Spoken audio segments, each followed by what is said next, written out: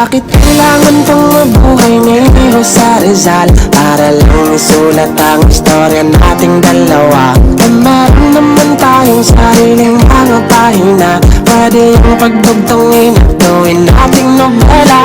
Di na kailangan pang i-starbohin yung na-KG. Ika nga sa tabi ko na verse na wat metangere. Ako yung Crisostomo para mo binibini. At tanging kay Maria Clara lang ang akong mga ngiti. Di totoong mistisa hanap-hanap ko. Di mo ba kilala ang iyong Crisostomo? Kaya akong pate sa chinitang mistisa. Ang gusto ko'y tulad mo ng dalagang Pilipina. Baka pwede ka na maging Mrs. Ibarra. Tayo mismo gagawa ng panibago nating nobela.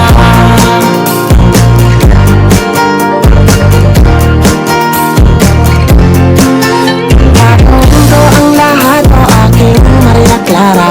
Walang kinatatakutan ko ang iyong Ibarra. Kahit sinong kolonisador ay haharangin ko. Ultimo bala ni Padre Salvi, ako sasalo. Ano gini-gini G, bawal ka nang tumanggi. Revisahin natin ang lumang no limit ang eret. Sorry Dr. Rosie P, ito'y bagong legacy. Gagawa kami ng bagong storya na pang history. Di totoong mistisa hanap-hanap ko. Di mo ba kilala ang iyong Crisostomo? Na akong pake sa chinitang mistisa. Ang gusto ko'y tulad mo na dalagang Pilipina. Baka pwede ka na maging Mrs. Ibarra. Tayo mismo gagawa ng panibago nating nobela.